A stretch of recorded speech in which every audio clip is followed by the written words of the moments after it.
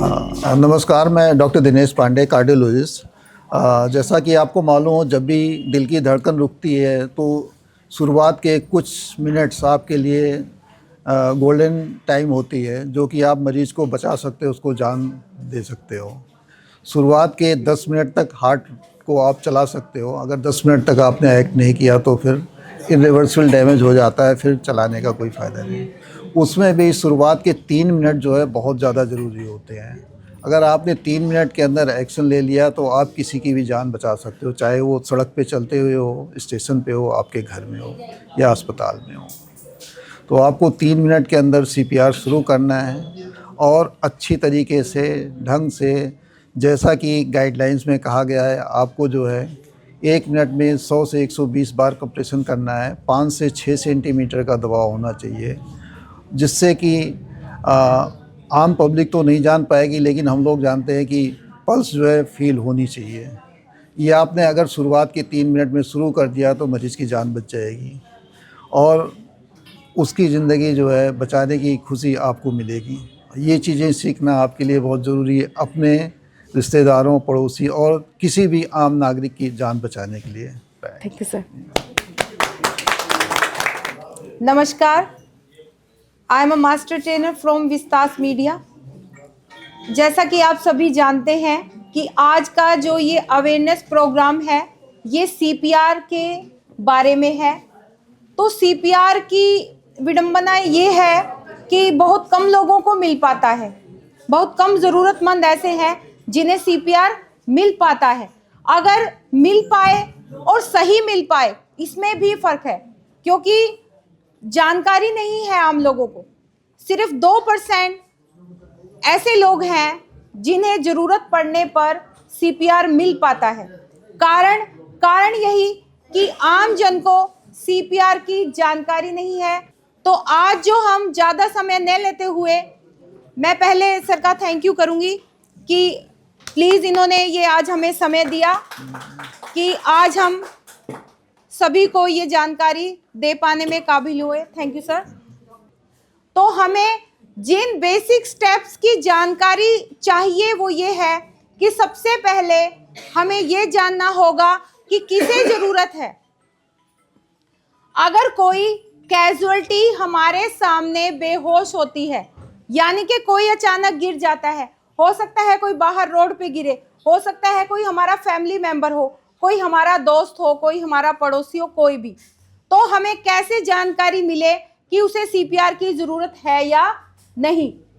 तो हमारा first step ये होगा कि जब हम कोई कोलैप्स है, हम फर्स्ट एड में अगर आप जा रहे हो उसकी मदद करने, मान लीजिए आप नर्सिस हैं, आप बाहर हैं, कोई कोलैप्स हुआ है रोड पे, तो सबसे पहले जो हमें ध्यान रखना पड़ेगा कि जैसे लिटरेचर में एक वर्ड बता दिया गया, डॉक्टर कैब, कि आपको जब भी किसी की फर्स्ट एड करनी है, डॉक्टर कैब को दिमाग में रखना है। डॉक्टर कैब में D for the danger. D for danger का मतलब ना तो अपने आप को खतरे में डालना है। अगर कोई रोड पे है तो क्या करेंगे, हमारा फर्स्ट स्टेप क्या होगा, उसे पहले हम साइड करेंगे, उसके बाद देखेंगे। तो ये क्या हुआ, D for. Second, R for response. उसके बाद हमने क्या करना है, उस कैजुअलिटी का रिस्पॉन्स चेक करना है। हाँ भाई साहब, आप मुझे सुन पा रहे हैं? अगर किसी का नाम जानते हैं, हाँ, सुनीता, अनीता, गीता, कोई भी, आप उसको रिस्पॉन्स करने के लिए बोलेंगे। अगर वो सुन पा रहा है तो वो बोलेगा तो क्या मतलब है कि वो कम से कम जिंदा है। सीधी भाषा में बोले कि जिंदा तो है। C for call, call for the help. आप यहाँ अपने स्टाफ को कर सकते हैं। वहाँ अगर आप किसी हाईवे पे, किसी अनजान जगह पे है, अनजान शहर में कहीं भी है, तो वहाँ आप क्या करेंगे, एम्बुलेंस को कॉल करेंगे। 112 शायद आई थिंक हर जगह है एम्बुलेंस के लिए। आपको नंबर याद होना जरूरी है कि आपको नंबर याद हो, आपने कॉल किया, आपके पास हेल्प आ जाती है। फिर आप क्या करोगे, ए फॉर एयरवे। इनका एयरवे चेक करना जरूरी है। एयरवे के लिए देखिए आप कि सांस लेने के हमारे 2 द्वार हैं, यानी कि 2 मार्ग। कौन से, एक नाक से, एक मुंह से। जो इंसान कोलैप्स हुआ है, हो सकता है उसकी मुंह में कुछ उसने खाया हो, वो चोकिंग हो गई हो, या फिर उसे वोमिट आई हो, उससे वो चोक हो गया हो, कोई भी कारण हो सकता है ना। वो डॉक्टर देखेंगे आगे।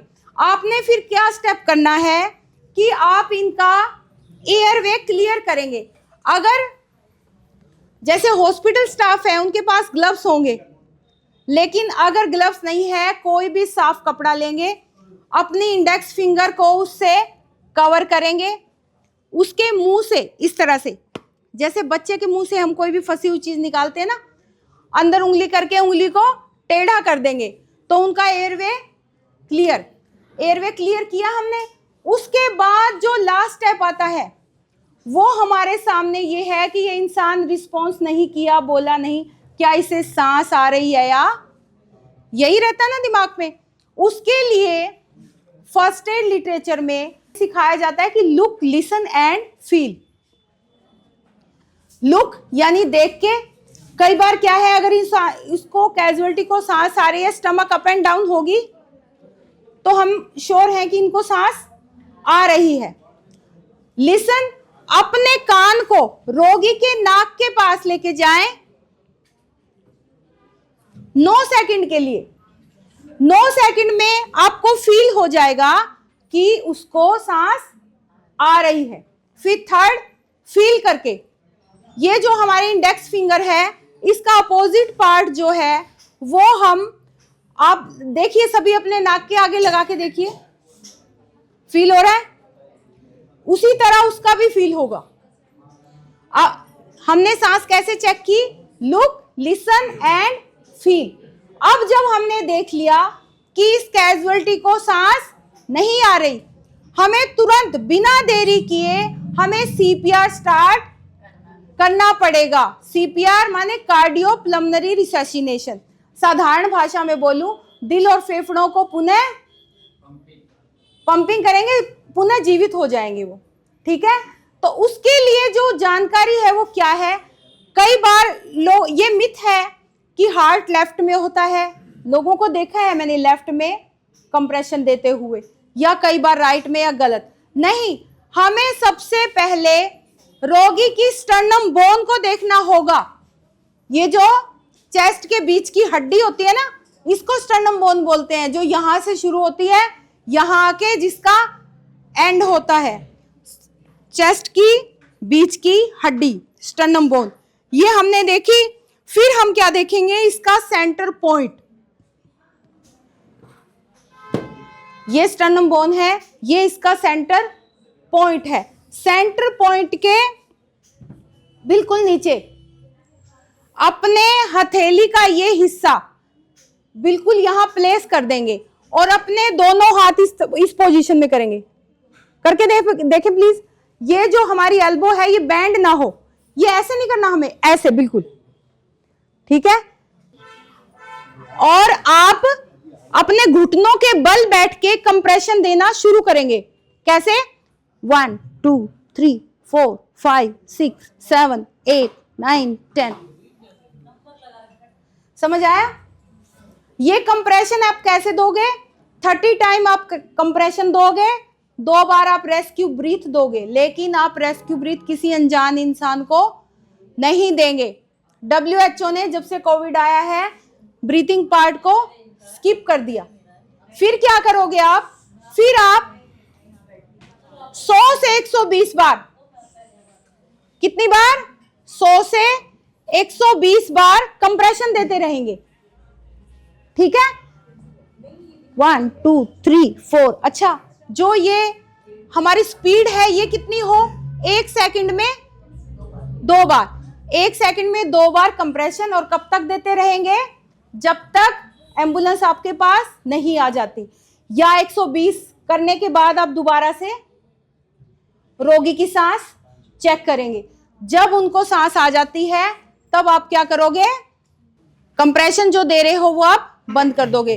फिर आप उन्हें जल्दी से जल्दी हॉस्पिटल लेके जाएंगे। अच्छा, ये है किसी अडल्ट को, अडल्ट कोई भी अडल्ट मानते हैं 18 से पहले, इसमें मानते हैं 12 साल से बाद। 12 साल के बाद जो है वो अडल्ट है, ठीक है। और 1 से 12 साल के आजकल आप देखोगे कि बच्चों को भी हार्ट अटैक हो रहे हैं ना। बच्चों, अगर किसी बच्चे को, छोटे बच्चे को अगर आपको करना है, तब आप एक हाथ, एक राइट हैंड आप यूज करोगे, स्पीड आपकी सेम रहेगी, वही सब कुछ सेम रहेगा। क्या रहेगा? 2 हाथ की बजाय 1 हाथ हो गया। क्यों हो गया? क्योंकि इसको कंप्रेशन कम चाहिए। सेम ऐसे ही फिर अगर किसी बच्चे की सांस बंद हुई, तब क्या करोगे? 2 उंगलियां। अगर कोई 10-15 दिन का ही बच्चा है, 20 दिन का बच्चा है, तो क्या करोगे आप? उसको 2 उंगलियों से, सेम स्टर्नम बोन वैसे ही देखनी, वैसे ही सेंटर पॉइंट, और 2 उंगलियों से करोगे। ठीक है।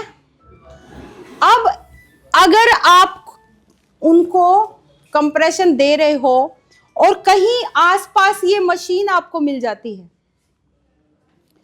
आजकल मॉल्स में या कंपनीज में जहां भी है ये मशीन लगी होती है, जो हॉस्पिटल में डिफिब्रिलेटर दिया जाता है ना, आपने देखा होगा ना,